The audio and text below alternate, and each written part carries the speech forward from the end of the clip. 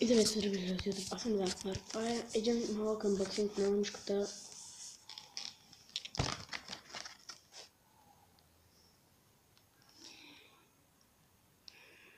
Дори не знам как се казва.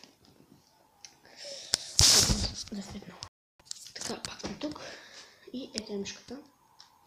На мен много ми харесва. Оптично е. Ето го казвам също. Значи това е Optical Mouse Notebook Series. Price Control TDCD. Мишка 5225. 11 лева. 11,99. Значи купих я от китайски магазин. От Силистрата, сега съм в Силистра, нали? И да. В този китайски магазин имаше буквално двама китайца, които продаваха. И те не разбират какво е мишка. Естествено. Така, сега ще отворим. Ще я пробваме. Е така. Окей, да отваряме. Ако чувате някакви звуци, значи това е от братовчет ми, който утре има рожден ден. И аз няма да подаря нищо. Ама нищо.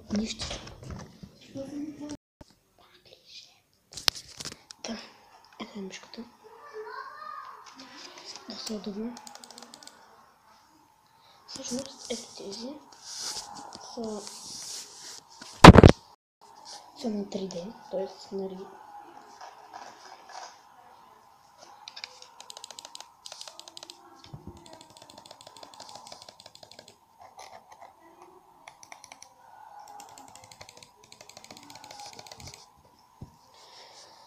И сега, мисля да пробваме.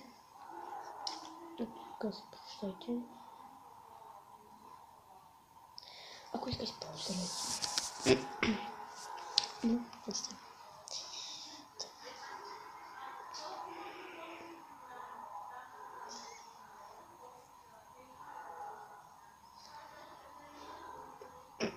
Съжалявам, но това не влиза в стаята. А вратата не може да се затвори, защото не знам.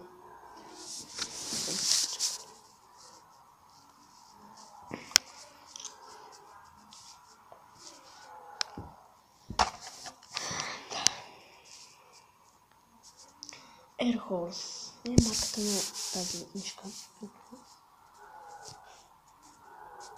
Air Horse. Цветното е готино.